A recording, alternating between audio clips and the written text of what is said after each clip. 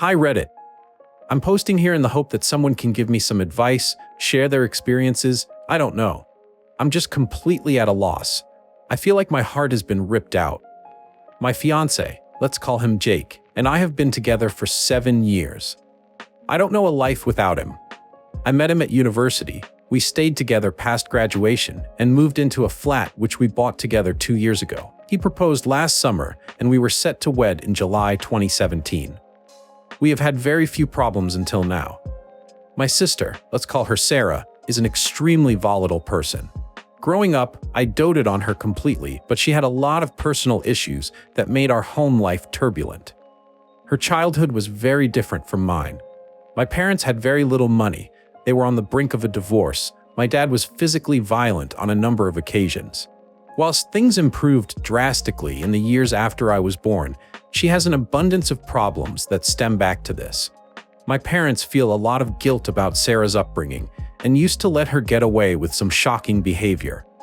Sarah had the same boyfriend for as long as I can remember. They dated from when they were 16, and their relationship was toxic. They habitually broke up and got back together. When they were good, they were crazy in love. But more often than not, she would have these insane arguments, sometimes physical with him, then take out her frustrations and despair on myself and my parents. I remember spending many nights lying by her side in bed while she cried so hard she would retch. After their arguments, she would throw plates and glasses at the wall, hit herself. Sometimes she would hit me and my parents too. It was like he was a drug to her, and she was emotionally stunted and didn't know how to see anything past their relationship. 2 months ago, her boyfriend called things off for good. I don't know what gave, but after nearly 2 decades together, he finally had enough. He booked a one-way ticket to another country, changed his number, deleted all social media profiles, and essentially disappeared from Sarah's life. To this day, she still won't explain what caused this, but it was long overdue. To say Sarah was devastated is an understatement. She moved out of their shared rented apartment and in with my parents. I would visit her most days after work, where she would flit in between explosive rage to an almost catatonic silence, staring at the wall with tears streaming down her face. At one point, we were all extremely worried she might seriously harm herself and organized for her to see a therapist, something I had suggested for years. Of course, she backed out days before her appointment, and there were no consequences. She is, after all, a grown woman. She just hasn't changed emotionally in the entire time I've known her and still acts like a teenager. 2 days ago, I went to visit Sarah, who was in bed in her darkened room. I let myself in and attempted to speak to her, telling her about my day at work. She immediately exploded, screaming at me, throwing her pillows across the room, crying uncontrollably. She told me life was unfair, that I had everything and she was left alone to rot, that everything wrong in her life was because she was a bad person. She hurt her boyfriend, she drove him away, she ruined our family, she slept with Jake and didn't even feel guilty at the time. I initially thought I'd misheard her, but then she said it again. It was like she had poured a bucket of ice water over me. I silently left, shaking. When I got home, Jake was there watching TV. It came out of my mouth the second I saw him, and I could see in his eyes it was true. He broke down and told me it had happened 3 years ago. Sarah had had another blazing row with her boyfriend and decided to drive round to Jake's looking for me. I was with our parents at the time, and Jake attempted to pacify Sarah.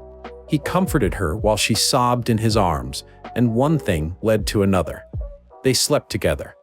I packed an overnight bag while he followed me from room to room, sobbing and telling me it was the worst mistake of his life, that he still has no idea how it happened, that he felt unbelievably guilty the second it was over, that it feels like it wasn't even real. I left him in the doorway, begging me not to leave. I've checked into a hotel and have switched my phone off. I don't know what to do, who to tell, where to begin. I feel sick, like this is a bad dream. My heart feels like it's been ripped into a million pieces. For all of Sarah's faults, I love her more than anything. It's the two people who are more to me than anyone else in the world. How the hell do I move on from this? I feel like I'm in a bubble. I don't know what's going on in the outside world. All I do is cry and sleep in this room. Someone please help me make sense of this. Somebody said in the comment, to me, the most important part of this story is that she chose to tell you, right now. Not 3 years ago, right now. Why? Because her relationship is over, and so she wants yours to be over too, so you can both be miserable together. Now think about her breakup. He didn't just break up with her, he left the country. He didn't just leave the country, he disappeared. You are currently holed up in a hotel room, hiding from her. He moved away to hide from her. Why is no one calling this person on her crap? Why are the people most in need of therapy the ones most resistant to going? In your situation, I would do this. Tell your parents, matter-of-factly, what happened. Tell them you don't feel comfortable returning to their home until they draw a harder line by forcing her to seek some kind of counseling. If she did this to you, she did things that are much worse to her ex-boyfriend and stands to do even more horrible things to your parents. They need to act now. She may be an adult, but she behaves like an adult with a profound personality disorder. She may never admit this, but with a little luck, she might find a counselor who can help her contain it. Your boyfriend is a separate issue. This happened 3 years ago, and it doesn't seem like he ever had any plans to tell you. This second part is far more problematic. So the question is, do you think you can ever trust him again? Be honest with yourself here. I do think it's possible to recover from cheating, but it's a double whammy when it also involves a mentally disturbed sister. So the discussion becomes, what, if anything, can he do to earn your trust again? If you know deep down that answer is nothing, then you have to begin the miserable task of moving on. And it is a miserable task. Heartbreak on this level is the worst. You might consider seeking counseling or a support group, not because there's anything wrong with you, but because you are having totally reasonable reactions to being betrayed on this level. For me, I find that sometimes the greatest gift a counselor gives is telling you, yes, that was awful. Go ahead and be in pain. With a support group, you get that, plus the companionship of people suffering similar hurt. They will get it in a way few others will, regardless of whether your decision is to fight for the relationship or let it go. Update. Hi everyone. I logged on this afternoon to find more than 300 replies and messages to my post. I am unbelievably touched by all the people who reached out to me, particularly you, Fractal Phase, incredible response, which spoke to me on a level I didn't think possible from a stranger. I'd like to thank each and every single person who took the time out of their day for me. I was so overwhelmed that I've not responded to a single one as of yet, but it is truly, truly appreciated. Now on to the update. It has only been a day or so since I made my post, but it feels like I'd been in that hotel room for weeks, crying in the dark, buried under the covers. At some point this morning, I decided to draw the curtains open and let the sunlight in. I went and sat on the balcony and switched my phone on for the first time. It started ringing within 30 seconds. It was my mother, who burst into tears as soon as I answered. Her and my parents had obviously been desperately worried. This is the longest I have ever gone without contact, and had even contemplated calling the police had I failed to contact them by this evening. My mom informed me that as I was walking out of Sarah's room, down the stairs, and out the front door, Sarah was screaming and wailing that she's sorry. Funnily enough, I didn't hear this. I don't know how. I think I was in such a state of shock that I couldn't process anything around me. Honestly, I can't even remember the drive home. After I shut the door behind me, my mom, who was the only other person at home, rushed into Sarah's room to find her trashing her room and attempting to slash her wrists with a blunt lino cutter of all instruments. Sarah used to do a lot of art. Obviously, this barely caused a scratch, but the jump started my mom into action. She drove Sarah to the hospital, where I understand she underwent some sort of assessment and was kept overnight. She has, incredibly, agreed to undergo treatment for whatever it is that is wrong with her. My mom was surprised she was so complacent on the drive down, willingly entering the car and saying nothing other than asking where I am. Sarah seems resigned and completely deflated. My mom spoke to me at length for the first time in my life about the hardships they had undergone during Sarah's childhood. I am unwilling to go into detail, and am still in shock about some of the things I heard. Sarah is not devoid of responsibility. She has long surpassed the age where she can blame her childhood for her behavior. But my mom admitted through tears that not sending her to therapy at an early age was the biggest regret of her life so far. I asked my mom if she knew why I had left. She admitted that she had known since Sarah's ex left 2 months ago. At this point, I had to struggle not to hang up, and I suddenly felt myself going back into that pit, but she begged me to listen. After her ex Harry, I am too drained to invent a name. Hi Harry, left. Sarah told my mom exactly what had happened. It was not the reason for Harry's departure, although he did know about it. Rather, he had had enough of being Sarah's carer, and years of begging her to seek help had fallen on deaf ears one too many times. When Sarah informed my mom told Sarah, I have to know immediately. Sarah refused to tell me, and I still don't know why she changed her mind at that moment. My dad doesn't know for anyone wondering, and thinks I've left as I've also finally had enough of Sarah's behavior. Now here is where the home truths came out. I asked my mom if she knew the details. She was reluctant to tell me anything, stating that it had happened and that was all I needed to know. But I told her I refused to step foot in the house until I knew everything. She then proceeded to tell me that a few months before they slept together, Sarah and Jake had kissed at my dad's 60th birthday party. It was a large family gathering with a lot of alcohol involved. I remember Jake getting very drunk with my cousins. Sarah had a crying tantrum prior to arriving, as her and Harry had an argument and he refused to come. She called me sobbing before she arrived. At some point during the night, Jake asked her if she was okay and hugged her, and once again, one thing led to another, and they shared a kiss in the kitchen. Sarah told my mom that they were both immediately remorseful and vowed never to speak of it again, but Sarah deliberately sought him out the night they slept together, knowing he was unlikely to turn her down. She openly admitted she did it to get back at Harry, who had cheated on her during one of their many infamous breaks. I don't think I even entered her thoughts. At this point, I'd heard enough. We'd spoken on the phone for over 4 hours, and I felt mentally drained and physically sick. Any hope I had of salvaging my relationship with Jake has completely gone. I feel the last 3 years have been tainted by their betrayal, and the many years before that I wonder, did he like Sarah this whole time? Part of me doesn't even want to know. It's worth noting he has made absolutely no attempt to contact me other than a single text stating, "I'm sorry, take as long as you need," as if it's inevitable I will come back to him. Things are still up in the air. I don't feel ready to check out of the hotel as I don't know where I'm going to go next. I feel my relationship with my mom has been rocked by these revelations. I don't know what's going to become of Sarah. I have no idea what I'm going to do about me and Jake's flat, where I'm going to live. I don't even know if I have a job anymore.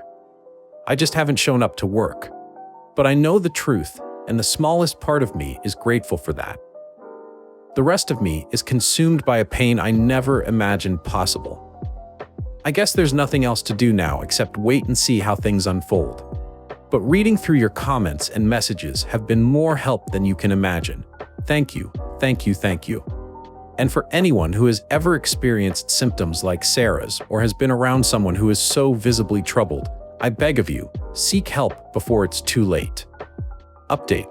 Hi everyone. I thought I would make a final update to my original post, an update as I received a lot of messages over the last few days wondering how I am over the holiday period. Once again, I'd like to thank you all for the outpouring of support I've received over the last month. The number of messages, links to help, and offers for a shoulder to cry on were overwhelming and touching. I apologize if I never got round to replying to them all. The last few weeks have been a blur, but I am eternally grateful nonetheless. So, after my conversation with my mom, where I found out she had known about Jake and Sarah, I went back to square one. I switched my phone off again and retreated back into my hotel for a further 5 days. From the comments on my last post, I should clear up one thing.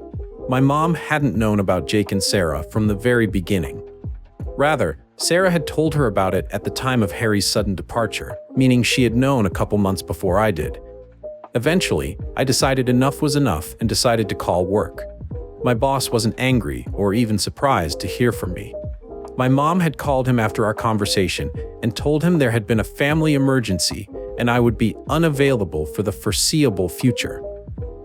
He advised me to take it to the end of the week, but would have to come to a meeting if I required any more time off work than I had already given myself. So my job was safe, and I'm back at work and trying to get on with things. After this, I went back to my parents. Sarah was also home, but holed up in her room. I went in to see her, and she was up painting. As a number of you guessed, it is likely she has borderline personality disorder, although my parents are waiting on a second opinion. She is going to counseling weekly and seems slightly better. She broke down in tears when she saw me, and we had a long talk where she spoke to me in depth about how truly consumed she was by her and Harry's toxic relationship. She understands it's for the best that it's over, but she describes the pain as unrelenting. It hurt when he was with me, and it hurts now he's gone. I know a lot of you will feel disappointed that I haven't cut her or my mom out of my life for good. I still feel resentment in the pit of my stomach when I think about it, but truly, I blame Jake more than anyone else.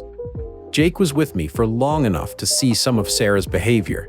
She's not well, and he still chose to do what he did. It is a slow process, but she's my sister, and I can't cut them out of my life forever. It will never be the same again, but maybe that's a good thing. My dad, who had been newly informed on the proceedings, drove to my apartment and gathered some clothes and an overnight bag. Jake was not home, and my parents have not heard from him since I left. I have no idea where he is, and neither he nor his family have attempted any contact with me since this came out. His social media profiles have disappeared, and I have not attempted any contact with him, his family, or his friends. I began the slow process of telling my friends last week. I did not explain what happened, other than to say Jake was not the person I thought he was. They have all assumed cheating, but there is no reason for them to know who was involved. I have switched back and forth between staying with my parents and sleeping at my apartment. I sleep on the sofa bed as the memories are too painful at the moment. I am in the process of looking into selling the place. However, this means contacting Jake at some point in the near future, as the apartment is jointly owned. I will cross that bridge when I feel a bit stronger.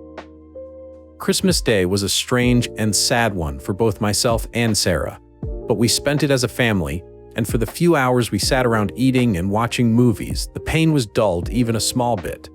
As we were flicking through the various movies and TV episodes we'd recorded, I came across a scene that stuck with me, a scene that ended with the words, "La familia es todo." I still spend most days with a hole in my heart. It hurts more than anything I've ever felt in my life, but it's getting better. I know I've got a long way to go, but for the first time, I'm confident I'll get there. Thank you for reading, and here's to 2016. Relevant comments. Original poster replied, when asked why she forgave her sister and not Jake. I was anticipating this response, and it's not unfair at all. Thank you for taking the time to write it.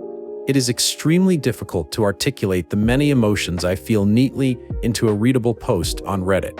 There are days where I feel so overcome with hatred and shock that I almost find it difficult to breathe. Other days, it seems like a bad dream that I suppress long enough to be able to go to work, come home, eat, sleep, and do not much else. Sarah has not got away with anything. I will always hold her at arm's length for this, and our relationship will likely never recover to the level where I can trust her fully. But it is truly difficult to cut out a family member. Maybe in the future, I'll find that I'm not able to move past this, and I will end up removing her from my life. But as it stands, this is what I currently feel: more hatred towards Jake than her. It is a situation in flux, and what I may feel at the time of writing this post could be completely different tomorrow. I am also intending to seek counseling, which may change my perspective entirely. But for now, it is what it is. Thank you for your well wishes. Right now, for whatever reason, my heart is hurting more at Jake. All the memories I have of family days ruined by Sarah that he's witnessed. Nights I've spent telling him about her. Times I've defended her when he's told me she's crazy. I just can't understand how he would go there. Then there's our life together, our plans for our wedding, the memories we've shared, everything he was willing to throw away from someone that I believe he had no respect for. Tomorrow, I'll be angry at Sarah all over again. But today, it's Jake. Like I said, it's a situation in flux, and no one day has been the same so far when it comes to my emotions. Thank you for taking so much time to share your thoughts with me. It's greatly appreciated, and in time, I will be able to process your words with a clearer mind.